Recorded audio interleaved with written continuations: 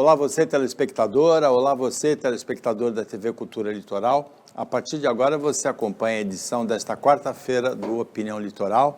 Nós temos como comentarista hoje o advogado Paulo Henrique Cremonesi e recebemos com muito prazer, com muita honra, o auditor fiscal da Receita Federal, Elias Carneiro Júnior, que é presidente do Sindifisco Nacional, Delegacia Santos, que é a mais importante do país, não é, Elias? Boa tarde. Boa tarde, Cremonesi, boa tarde aos telespectadores. Realmente, a nossa delegacia sindical, pela geopolítica, é a mais importante da nossa categoria.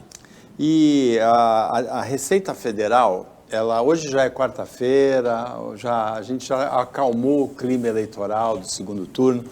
A Receita Federal, ela se envolveu num litígio, assim, num confronto com o presidente Jair Bolsonaro, como tinha tido também com Michel Temer. Isso aí vem da época da Dilma, em 2016, pela não regulamentação da lei que institui a produtividade, os ganhos de produtividade para os auditores, ganhos ou perdas, não é?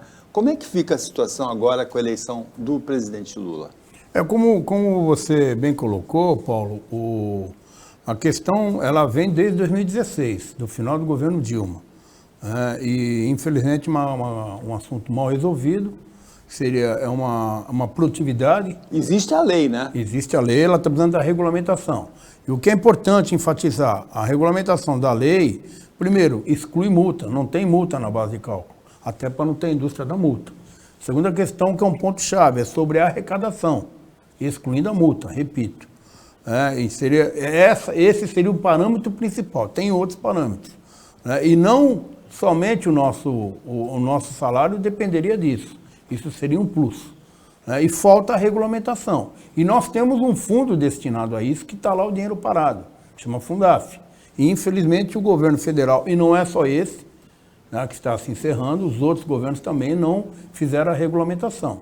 E nós estamos trabalhando junto aos parlamentos, para que, tanto no Senado como na Câmara, para que nos ajude, junto ao ministro da Economia, que de uma vez por todas resolva essa questão, já que nós temos o compromisso do ministro Paulo Guedes, assinado o documento por ele, de que seria regulamentado. Infelizmente, está na Casa Civil o assunto, e nós resolvemos, até por questão de respeito à sociedade, diminuir um pouco o nosso movimento sindical para que a gente possa, agora já no início do próximo governo, aí sim, com o presidente Lula eleito, retomar as tratativas para pôr fim nessa demanda que tanto está trazendo aflição à nossa categoria, e não é só dos auditores, de alguns funcionários, algumas categorias da Receita Federal, como analista tributário, também estariam envolvidos nisso.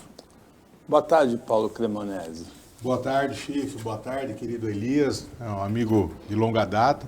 Tenho a honra de chamar de amigo. O Cremonesi foi meu bicho na faculdade de Direito. É verdade. Né? Depois ele foi ser presidente do Centro Acadêmico. Exato. Contemporâneos, então é de longa data.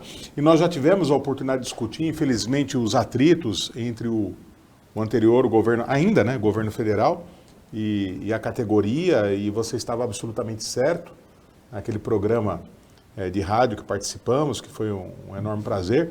Não ouso discutir sobre as questões tributárias, fiscais, diante de um dos maiores especialistas, não só da região, mas de todo o Brasil. Mas eu aproveito para endossar a importância dessa lei e ver com bons olhos, porque, em verdade, os auditores eles serão premiados corretamente por exercerem o direito, o dever de buscar os devedores. Existem os devedores de boa-fé, os devedores de má-fé, muitas vezes as pessoas não pagam suas dívidas e o Brasil precisa disso, o Brasil precisa de dinheiro.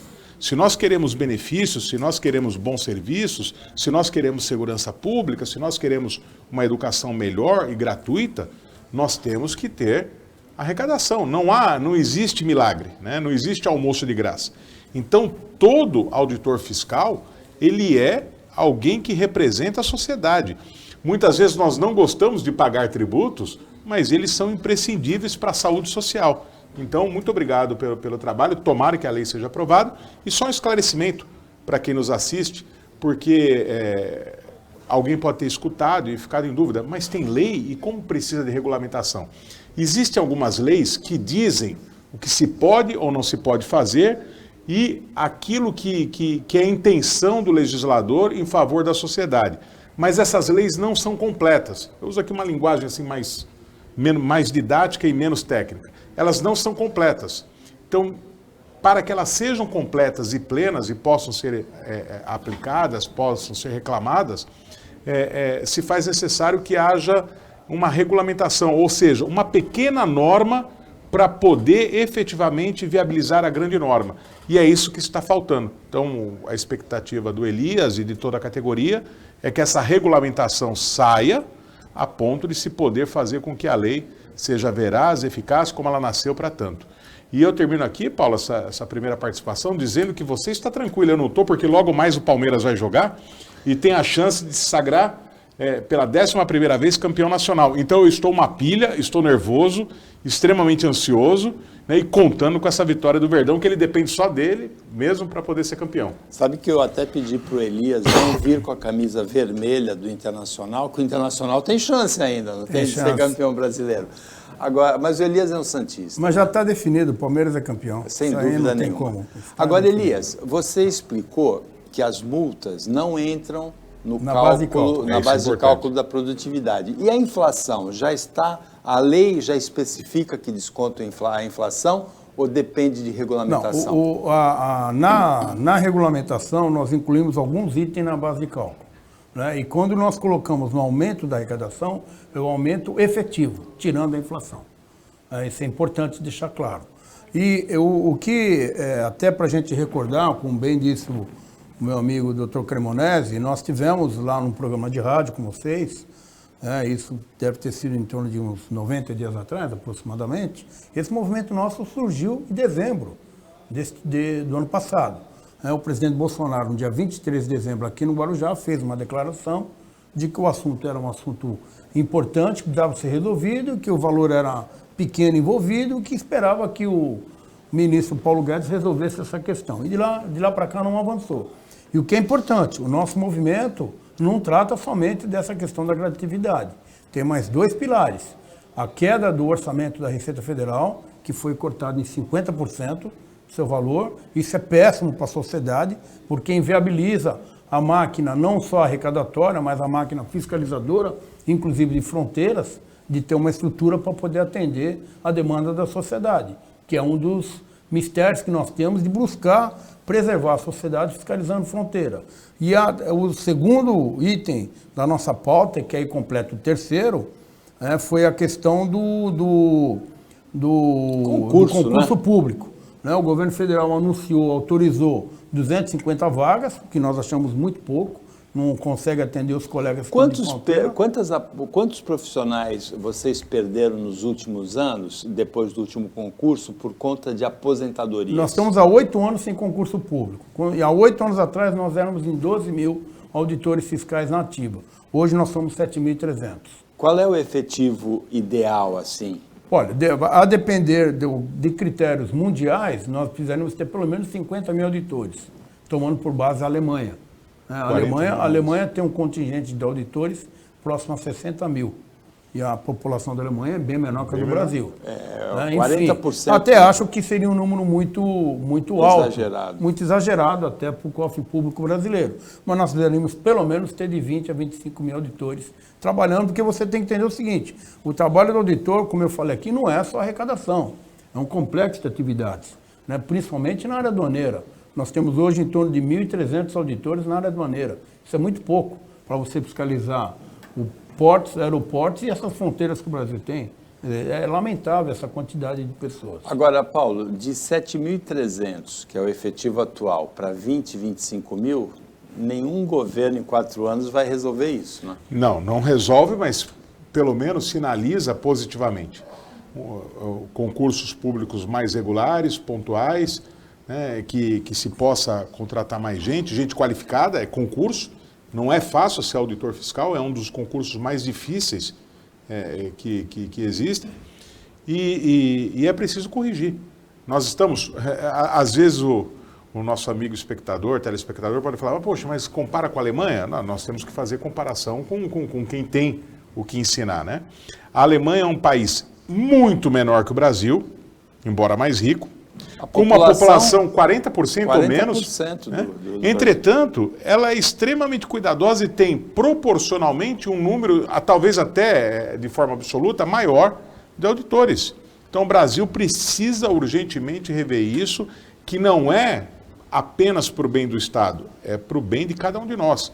Quando nós temos um sistema tributário saudável, um sistema de arrecadação, de fiscalização, de apuração também saudáveis, nós temos uma perspectiva, né, de uma condição de vida melhor. Eu gosto muito daquele escritor espanhol, José Ortega y Gasset, e parte da obra dele, lá no início do século passado, final do século retrasado, início do século passado, foi exatamente fundada nesse binômio, circunstâncias e perspectivas.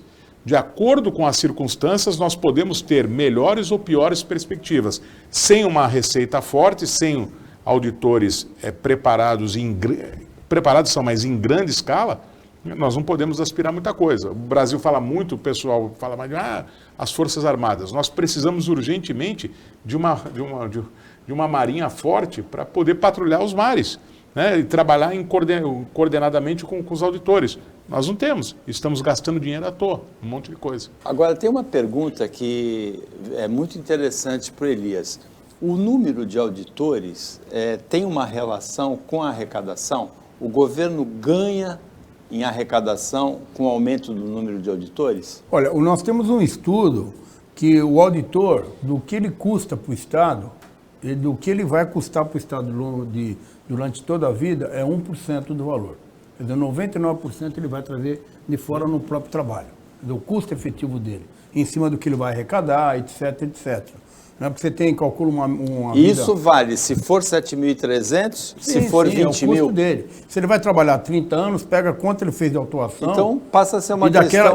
daquelas autuações que vingaram, né, ele se torna um funcionário muito barato. Então talvez isso aí, mais barato. a decisão política passa a ser alguma coisa em torno de inteligência ou de burrice. Não, na realidade eu vou mais além. Eu acho que é proposta de Estado.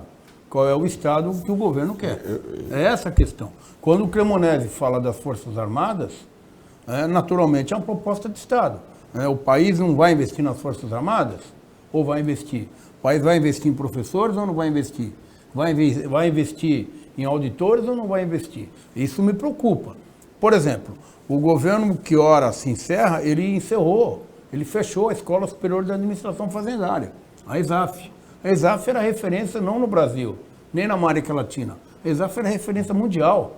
As grandes cabeças pensantes da ESAF, os professores da ESAF, aí não são só auditores, são profissionais de toda a área, da área tributária, aduaneira, previdenciária, simplesmente perderam a escola.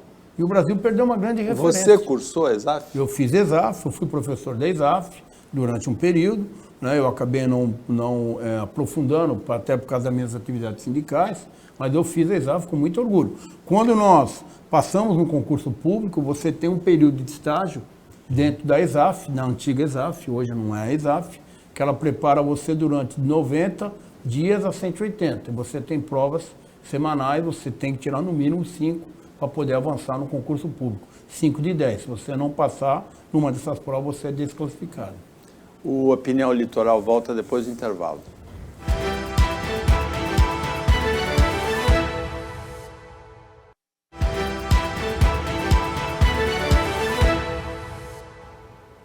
Voltando com a Opinião Litoral desta quarta-feira, participa o Paulo Henrique Cremonese, comentarista do Opinião, comentarista bissexto, né? Mas é comentarista. E participa, a gente recebe hoje com muita honra o Elias Carneiro Júnior, que é auditor fiscal da Receita, é o presidente do Sindafisco Nacional, Delegacia Santos. Elias, vocês, auditores, fizeram uma operação tartaruga na Delegacia de Santos, na fiscalização do Porto de Santos. E o que consiste essa operação tartaruga? Na verdade, é trabalhar mais, é fiscalizar todas as cargas, esse é o conceito. Isso aí mostra essa dificuldade, porque atrasou muito, chegou a coisa que demorava 3 dias, a liberação passou a demorar um mês e meio. Isso aí, de uma certa maneira, traduz a deficiência de pessoal, porque o certo seria fiscalizar 100% das cargas e não por amostragem de 10%, não é? Perfeito. O mundo inteiro trabalha com amostragem, né? O Brasil não é diferente. Até porque se você for... Até a Alemanha com os 60 mil? Inteiro, não, o mundo inteiro trabalha são parâmetros mundiais. Você tem duas grandes áreas na Receita Federal. A área de tributo interno, que é imposto de renda, IOF, enfim, outros tributos ligados vamos dizer assim, a pessoa física e jurídica mais diretamente. Você tem uma outra grande área que é a aduaneira, que aqui em Santos nós estamos mais acostumados, convivemos mais, que é o que cuida do comércio internacional. Então, o que nós fizemos? Existe uma tendência mundial, tá, que é colocado pela OMA, que é a Organização Mundial das Aduanas, que fiscaliza hoje não mais a carga, fiscaliza-se hoje mais a pessoa jurídica. Você antecede a fiscalização para ver, por exemplo, se aquele importador tem capital para poder fazer aquele tipo de importação. Então, a gente vai criando parâmetros. Isso é uma tendência mundial, não é uma tendência somente... É uma amostragem direcionada. Aí o que acontece? Você, dentro dessa investigação, entre aspas, preliminar, você direciona a carga para a fiscalização, seja conferência só de documentos ou conferência física. Fora esse parâmetro, existe um parâmetro natural, que a gente chama de parametrização, feita pelo próprio sistema. O sistema cria alguns índices propostos de correlação naquele dia e manda fiscalizar uma série de cargas. O próprio sistema. E o terceiro aspecto, o próprio auditor, se num trabalho corriqueiro entender que existe alguma carga lá no terminal que está com suspeita de ter algum tipo de fraude, tanto na importação como na exportação, a gente pode também avermelhar, que a gente chama para o canal. Então, esses são os modais. Mas isso é a tendência no mundo inteiro. O problema é que quando... Sempre na mesma porcentagem? 10%? Não, isso pode variar. Varia. Isso pode variar de situação para situação, de momento para momento. Por exemplo, na época da pandemia, a nossa ênfase total era concentrar o máximo que pudesse na liberação quanto antes dos produtos ligados para tratar o combate à questão da Covid. Foi naquele momento, era a nossa prioridade em detrimento de outras cargas. Agora, o que foi a partir de 23 de dezembro?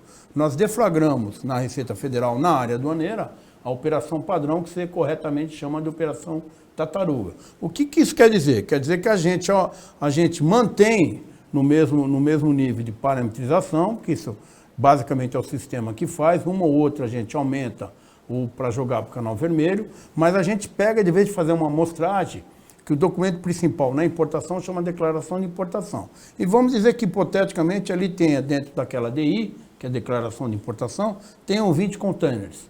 Num processo corriqueiro de rotina, você olharia um container de 20, talvez 2. Isso seria uma amostragem. Num processo de operação padrão, você olha os 20 containers. Consequentemente, isso atrasa a liberação da carga, como foi que bem colocado por você, passou de 3 dias para 30 dias. Na exportação passou de 15 dias para 25, chegou até 45 dias. Isso foi crescendo, não só em Santos, como no Brasil como um todo. Aí o que nós fizemos? Nós chegamos a cerca de 2 meses atrás, quando percebemos que isso daí estava virando um problema muito grave para o país, porque isso acaba prejudicando o país, nós sabemos disso. Nós, líderes sindicais, entendemos que teríamos que dar uma diminuída nessa pressão, e foi o que fizemos. Nós passamos a liberar mais rápido, reduzir o tempo de 100% que nós estamos na operação padrão para cerca de 60% a 70%, e com isso continuamos em operação padrão, mas hoje com menor intensidade, e a partir de janeiro, dependendo como caminhar a negociação com o novo governo, nós vamos voltar com toda a força, infelizmente, na nossa operação padrão. Nada a acrescentar, apenas a explicar para o nosso espectador também que tudo isso tem um custo. Para se fazer esse tipo de abordagem por amostragem, com excelência, com qualificação, prevendo ou antecipando um possível problema de descaminho. Descaminho é o nome que se dá quando não se paga todo o tributo devido num caso de importação. Prevendo o uso inadequado dos canais de importação e exportação, a Receita precisa de dinheiro, precisa de pessoal, precisa de qualificação constante do seu pessoal e precisa de dinheiro. E precisa de equipamento. O dinheiro para o equipamento é justamente para a tecnologia de informação. Nós sabemos, todo mundo sabe o preço de um celular. E quanto mais avançado e melhor o celular tecnologicamente, mais caro ele é. A mesma coisa acontece com a Receita. Só que a Receita não consegue fabricar dinheiro. Ela depende do repasse do Estado. E aí, aproveitando algo que foi falado no bloco anterior, o Elias ressaltou bem isso, os auditores, eles são do Estado brasileiro, não são do governo, porque governo nós podemos gostar ou não, dependendo do governo de ocasião, podemos ter mais ou menos preferência. Mas quando o governo do Bolsonaro cobra alguma coisa do contribuinte, quando o futuro governo do Lula cobrar alguma coisa, ou cobrou lá no passado, em verdade é o Estado brasileiro, nós temos que desassociar. Os governos, eles são responsáveis por atrasar a vida dos auditores, mas os auditores não são do governo.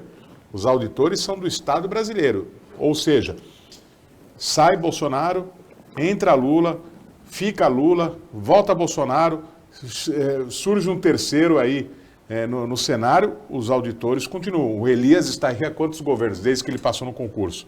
Então nós temos que ter essa visão. Certas coisas temos que defender por princípio, não por casuísmo momentâneo. Ninguém gosta de pagar tributo, mas todo mundo é obrigado, senão não há vida social.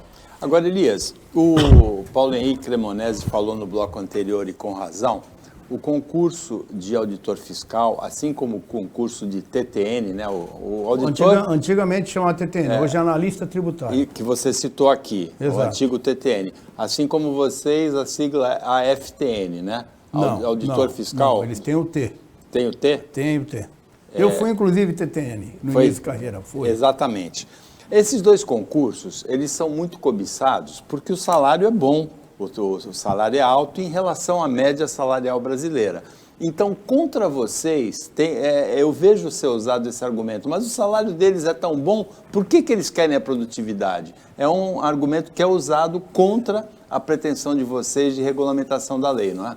Olha, nós temos, a sociedade às vezes nos cobra disso. Né? O nosso salário está lá no portal da transparência.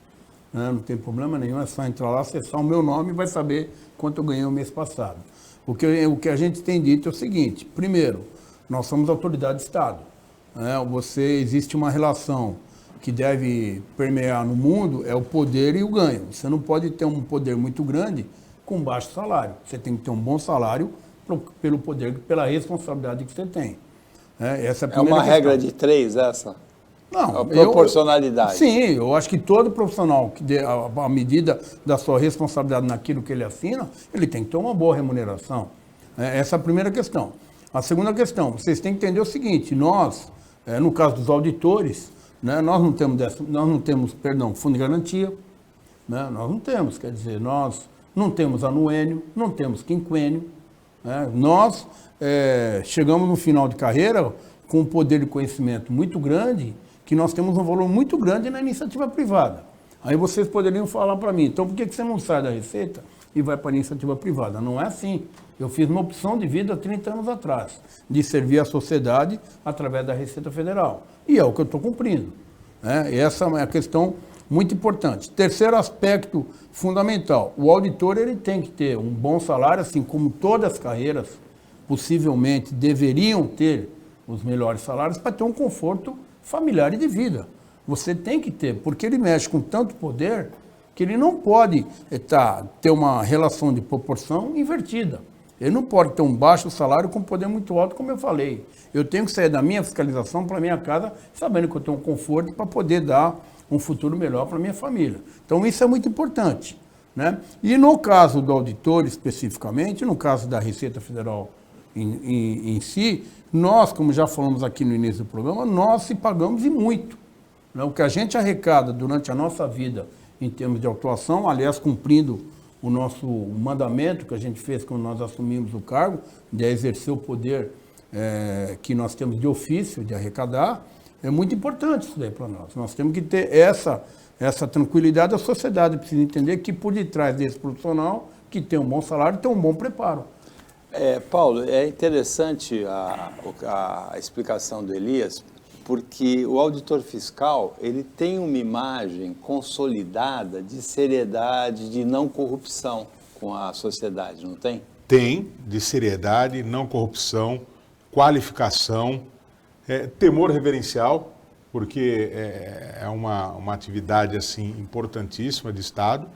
E não falo isso porque estou na presença dele, mas é uma convicção que eu tenho. Eu sou um grande defensor dos vencimentos dos servidores públicos, dos agentes políticos do Estado, porque é uma garantia para o cidadão. É óbvio que quando se vê alguém que ganha mal e está numa situação particularmente difícil, no momento de crise do país, e aí faz a comparação com os servidores públicos de primeira linha, pode-se ter a ideia errada, falar assim, mas o que o Chico falou, que às vezes as pessoas usam até com maldade o argumento.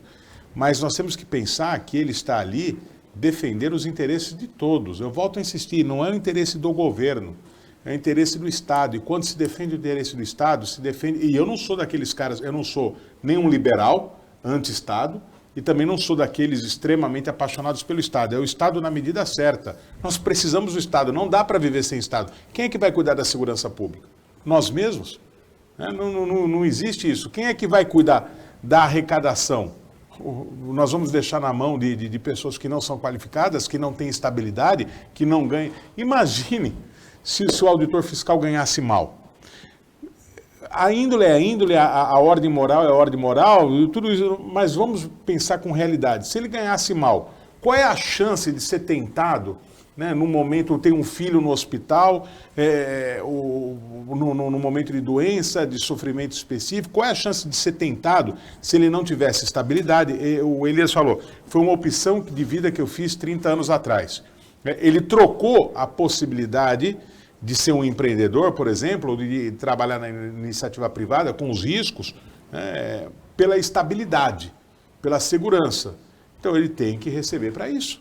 Nós não podemos reclamar, nunca reclame dos vencimentos, né? Eu costumo brincar assim, os advogados não têm que reclamar de quanto os juízes ganham e os juízes não têm que ficar aí brigando com honorários de advogado. Cada um tem a sua opção de vida, ou a vida conduziu para isso, cada um recebe aquilo que merece, e nós temos que todos entender que auditores bem remunerados significa segurança para a sociedade. Isso que é importante. Né? Ele é o meu defensor, né? Ele é alguém que está ali para cuidar do meu interesse.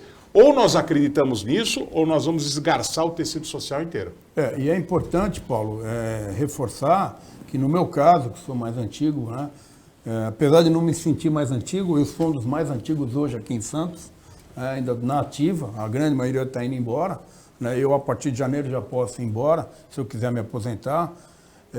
Nós pagamos 16%, em torno de 16% de previdência e 27,5% de imposto de renda. Está no nosso contra-cheque, bem lá descontado. Ele também tem essa questão. O Opinião Litoral volta depois do intervalo rapidinho.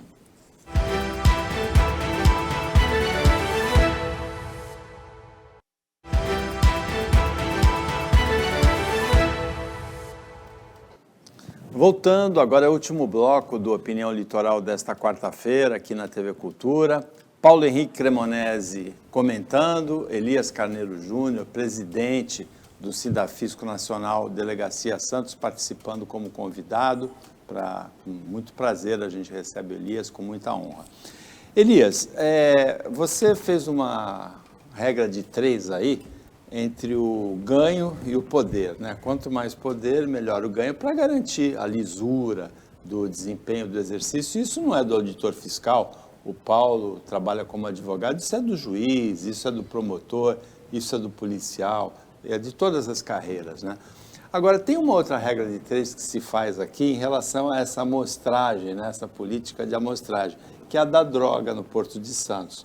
Eu vejo muita gente falando assim, vai apreender 22 toneladas, que deve ser por aí esse ano, 22, 23 toneladas de cocaína. Talvez até 30.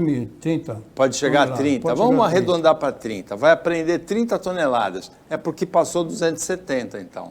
Olha, é engraçado, né, essa questão. A gente pode usar essa regra de 3? Não dá para afirmar. Não é uma ciência tão lógica assim. Né? Em 1997, eu participei da CPI do narcotráfico e participei da CPI dos roubos de carga, que foi aqui no fórum. Então, nessa época, eu lembro, se não foi em 97, foi em 98 ou 99, o superintendente da CIRT, a polícia francesa, afirmou que Santos fazia parte da Rota Internacional do Tráfico. Aí é onde eu quero chegar. Eu dei uma entrevista para o jornal aqui em Santos, eu tenho esse jornal guardado, que eu falava que Santos provavelmente era uma rota de tráfico de drogas. Eu não afirmei, porque até então nós não tínhamos a expertise que nós temos hoje e as ações que nós corretamente adotamos.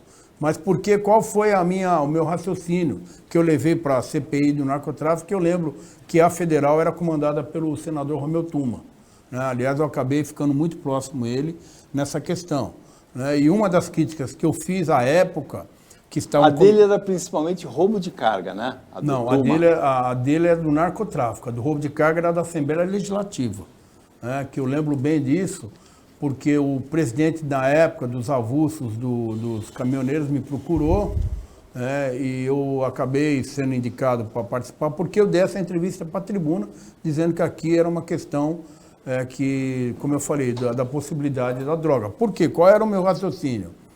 Um país que recebe cargas do mundo inteiro, e nós sabemos que o fluxo de droga até hoje infelizmente, da América do Sul, né, basicamente alguns países como Colômbia, né, principalmente uma parte da Bolívia e um pouco do Paraguai. Né, o fluxo vem de caminhões para cá e acabam saindo pelo Porto de Santos. Agora, naturalmente, um porto que opera em torno de 6 mil contêineres por dia, é mais difícil você achar uma droga do que aquele porto que opera 200.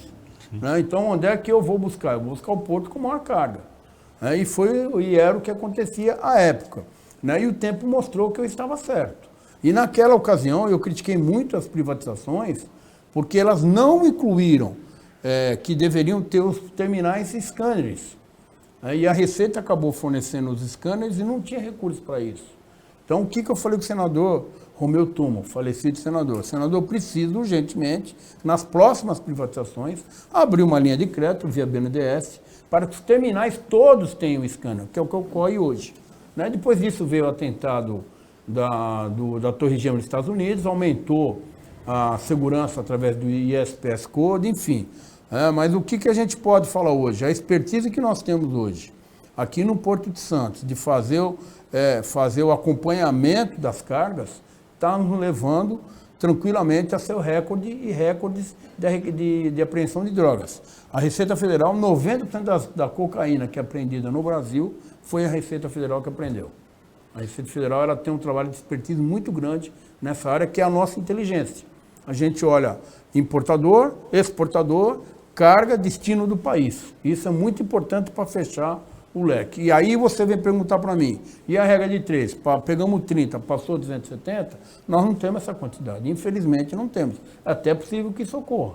Né? Mas nós estamos fazendo o máximo que dá para fazer com a quantidade de pessoas e equipamentos que nós temos.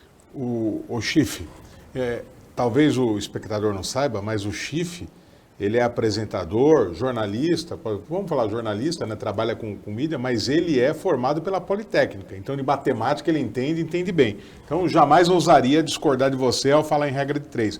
Mas por que talvez nós não possamos cravar nessa regra de 3? Porque uma coisa é a amostragem em que o domínio pertence aos auditores fiscais. Então, eles escolhem. Nós vamos analisar quantos contêineres. Nós vamos verificar quantas cargas. Depende deles, é a vontade deles. Já as drogas nós não sabemos. É algo completamente aleatório. Então pode ser, por uma terrível e bendita coincidência, que a Receita resolva analisar 10 contêineres e nos 10 nós tenhamos toda a remessa de drogas. Pode ser que não. Então nós trabalhamos, isso aí é muito bacana, é uma teoria importada da arqueologia. Teoria do equilíbrio das probabilidades. E muito comum na Terra Santa. Não se sabe exatamente se aquele é o lugar que está descrito na Bíblia, mas considerando isso, aquilo e mais aquilo, né, é provável que seja. Então nós podemos até pensar nisso aí. Né? O Elias falou muito bem, nós não sabemos, não temos certeza. Nós podemos imaginar, com base em outras coisas, que talvez aconteça isso, mas é lícito imaginar que a eficácia seja tamanho que, pelo menos pelo porto, a passagem de drogas seja um pouco mais difícil do que por outros meios. Nós sabemos, e aí já não depende dos auditores, depende mais da Polícia Federal, nós sabemos que um dos pontos uma das formas mais eficazes ou comuns de tráfico de drogas é a própria pessoa natural. Né? Que não tem, e também não tem como a polícia fiscalizar um a um. Porque se isso acontecer, nós, as pessoas, vamos começar a reclamar. Né? Porque assim, a gente não consegue andar, não consegue embarcar, não consegue isso. Se a polícia for verificar cada um, então tem que ter aquele sentimento, né? O policial fala assim, eu acho que talvez ali possa ter alguma coisa estranha. Mas o exemplo que você está dando é interessante. Eu comandei um navio uma época, um navio de passageiro. Durante 4 anos e meio eu fui o líder aqui. E uma vez a imprensa perguntou para mim, como é que entrava tanto êxtase nos navios? Por que a gente não parava todas as bagagens? Eu falei para ela, senhora, se eu for parar toda a bagagem que tem comprimido a bordo, eu vou descer o navio inteiro. Porque o aspecto visual dela no scanner é igual de um analgésico de um êxtase. Então é a mesma coisa, é o que você está falando. É a mesma questão da droga. Agora, o que nos leva e nos traz um certo conforto. Cada vez que alguma autoridade na Europa ou na África apreende uma droga lá na entrada procedente aqui do Brasil, especificamente nós estamos falando de Santos, elas nos contatam para a gente fazer, para correr a linha por onde passou essa carga. Isso tem sido muito pouco. Então, o que nos leva a concluir 2 coisas. Ou lá eles estão pegando muito pouco, ou não está chegando lá, nós estamos pegando muito aqui. O nosso filtro aqui está bom. Nosso filtro aqui está muito bom. Nunca se ouviu falar de crise de abastecimento de droga na Europa, que é a droga de cocaína que passa por aqui. Agora, é interessante, Elias, você falou no final do século passado, quando você deu a entrevista para a Tribuna, e você citou o número 6 mil contêineres dia, o que remete para 2 milhões por ano. Vai chegar a 4 esse ano, não é? 5 milhões. Eu não tenho essa data mais que dobrou, mas deve ser por aí. Mais que dobrou. Vocês viram como ele é bom de matemática? Viram como ele é bom de matemática? De TUs, né? Do contêiner de 20 pés. De 20 pés. Agora, veja... Isso importação e exportação. A cotação mínima de 1 quilo de pasta de cocaína é de $40 mil no atacado. Uma tonelada que é apreendida aqui são 40 milhões de dólares. É muito dinheiro. Contrata os melhores profissionais, o mergulhador. Tem um profissional especialista em quebrar lacre e refazer o lacre, que é uma coisa dificílima, não é? Nós estamos pegando droga dentro de casco de navio. Com o mergulhador colocando, mergulhador que vem da Europa para fazer isso, né? Isso eu me sinto bem à vontade, porque eu trabalho para o mercado segurador, não só, mas preponderantemente com a carteira de seguro de transportes. Basicamente é o seguinte, o segurado é um dono de carga, exportador ou importador, acontece um problema com a carga dele, uma falta ou avaria, a seguradora o indeniza e vai buscar o ressarcimento contra o transportador, o terminal, enfim, não é esse o caso. Mas eu conheço bem essa realidade, porque faz parte do meu cotidiano. Não tecnicamente, não estou na linha de frente, mas como advogado eu vejo isso, eu recebo a documentação toda e analiso. A criatividade do criminoso para abrir um container sem deixar marca é impressionante. Tanto é que uma vez nós fizemos um laudo... É um profissional altamente qualificado. É como se, mais ou menos o seguinte, o mundo do crime organizado... não é, quando se fala nisso, é como se eles tivessem em mãos um exército de pessoas altamente qualificadas como Elias, com o objetivo de fazer o mal. Então, volto a insistir, não estou aqui para advogar o Elias, ele não precisa. Mas, por favor, cidadão, não reclame de gastos com auditoria. Porque é uma batalha, o Elias tem que matar um leão por dia, e agora ele ainda tem esse trabalho institucional como líder da categoria, é um leão por dia. Só que nós matamos um leão por dia em nosso próprio benefício. Ele mata um leão por dia em benefício de todos nós. Então, quando ele reclamar de alguma coisa, vamos no mínimo ouvir com carinho. Né? E uma coisa que é muito importante, tanto Paulo como Cremonese ao telespectador, a gente não cuida só de drogas. A gente tem armas e munições. Para nós, como profissional, para mim particularmente, que tem minha família, tem meus amigos, quando eu vejo que é feito, ocorre crimes por aí com armas importadas, munições ilegais, eu fico me questionando, por onde passou isso que nós não pegamos? Porque isso por algum lugar veio. Tirando as armas nacionais legalizadas, aquela que é nacional ilegal e aquela que é importada, por algum lugar passou. A munição por algum lugar passou. E a arma é mais difícil de esconder do que a droga. Nós temos que ver onde é que tá o gargalo. E aí você começa a chegar no ponto. Pouca pessoa na fronteira, pouco equipamento, enfim, aí vem um conjunto. O ano passado eu trabalhei 6 meses na Ponte da Amizade. Fiquei lá liderando um grupo durante um período, e ali você vê a criatividade, como o Cremonese falou, das pessoas. Alguns são pessoas que vivem técnica que a gente fala muambeiro, que é um termo muito popular, que a gente não gosta de usar, mas é o que ocorre. São pessoas até de baixo poder aquisitivo, às vezes... Sacoleiro, né? Sacoleiros, às vezes tentando sobreviver, mas nós, em virtude do nosso ofício que o Estado nos confere, a gente tem que tomar algumas posições, até muitas vezes mais drásticas. Agora, o que nós temos que fazer? Quando pegar uma pessoa que comete uma contravenção, seja de droga, seja de arma, nós temos que punir exemplarmente. Até porque o auditor, quando ele assina um auto de infração desse, ele está correndo um risco de vida, inclusive. Como nós temos colegas que são assassinados até rotineiramente, eu diria isso que a sociedade não sabe. Onde a gente descobre grandes nichos de pessoas delinquentes, que cometem ilicitude e afrontam a sociedade. Nós temos que ir atrás e puni-los. O judiciário e a polícia têm que tomar as suas providências. Assim, os inimigos dele, ou da categoria, são até piores do que os inimigos da linha de frente da Polícia Militar ou da Polícia Civil. Porque quando ele bate, ele está batendo no chefão.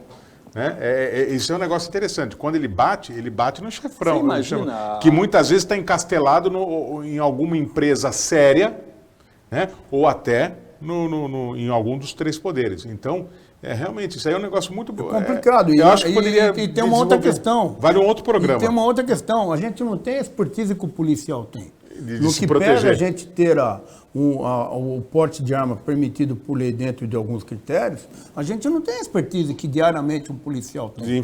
É um grande problema. Eu, por diversas vezes, no exercício da minha profissão, eu tenho que chamar a polícia para ir comigo em determinados locais. E determinados locais que eu vou, que eu sei que eu vou ficar pouco tempo. Porque se eu ficar muito tempo, eu começo a botar em risco não só a minha integridade, como a da minha família. Então, nós temos que, a todo momento, estar fazendo essa análise, a instituição nos protegendo. Elias Carneiro, foi um prazer receber você aqui. A gente espera receber você outras vezes no futuro.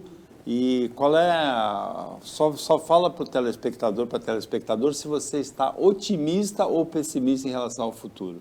Olha, eu sou um eterno otimista. Eu me sinto otimista quando eu cheguei em Santos em 89, novembro de 89. Aprendeu a torcer para o Santos? Não? Aprendi a torcer para o Santos, você sabe disso, melhor que muita gente. O Elias colaborou com o Santos, inclusive, em 2011, quando o Santos reformulou o estatuto. O Elias me encaminhou, a meu pedido, uma sugestão de estruturação da ouvidoria do Santos, que foi aceita pelo Conselho. Foi um trabalho muito importante, porque eu ouvi as melhores ouvidorias do Brasil. E o único time grande do Brasil que não tinha o regulamento da ouvidoria era o Santos. E o Paulo era o presidente do Conselho. À época, eu entreguei para ele tudo já programado. Paulo, está pronto para se aprovar aí no Conselho. Enfim, mas eu sou um eterno otimista. Eu desejo que o presidente Lula, que vai assumir em janeiro, seja capaz de fazer a comunicação com os servidores públicos, não só na área do Ministério da Economia, mas com os servidores em geral, que a sociedade entenda que o servidor público ele é fundamental. Nós tivemos aí recentemente a Covid, quem segurou a Covid no frigir dos ovos foram os servidores públicos, principalmente ligados ao SUS, que nós tenhamos aí um horizonte melhor, que a economia tenha a condição de viver esse momento difícil que o mundo está passando, com a questão da guerra da Ucrânia com a Rússia. Não serão tempos fáceis, serão tempos difíceis, mas nós tenhamos a harmonia que a sociedade está precisando de esquecer que as eleições passaram e que agora o Brasil é um só. O presidente da República não é presidente de grupo A nem grupo B. Os membros do Congresso também não representam A ou B. Que a gente tenha a maturidade suficiente para construir uma sociedade melhor para as gerações futuras que estão vindo e para nós que estamos aí vivendo esse dia a dia tão importante. A cada dia que a gente nasce, a gente agradece a natureza por poder ver o sol. Paulo Henrique Cremonese, obrigado pela participação. Até uma próxima vez, que eu espero que seja rápida a sua volta aqui. Eu estou me organizando para não faltar tanto, né? Eu até peço desculpas. E eu que agradeço. Dividir a mesa com o Elias é um prazer inenarrável, como dizia um locutor aqui da região. E eu sei que nós estamos aí num momento complicado, pós-eleição, o país passou aí e passa ainda por uma crispagem ideológica muito grande. E eu queria pedir perdão, que apesar disso tudo, eu estou com o meu coração pensando no jogo, né, no título do Palmeiras. Eu sinto vergonha de mim mesmo, assim, até às vezes, assim, mas coração palestrino é difícil, né? Eu estou aqui preocupado com o jogo. Então, se você não é torcedor do Santos, do Corinthians e do São Paulo, e gostar minimamente de mim, por favor, torça para o Palmeiras hoje à noite. Chegamos ao final agradecendo e desejando boa sorte na continuidade da carreira ao Elias Carneiro, também ao Paulo Henrique Cremonese e principalmente agradecendo o trabalho da equipe técnica e de jornalismo do Sistema Costa Norte e agradecendo principalmente a você, telespectadora, a você, telespectador, que acompanhou a gente mais essa edição, nesse feriado de quarta-feira, dia de finados. Que seja ótimo, que você tenha uma ótima quarta-feira.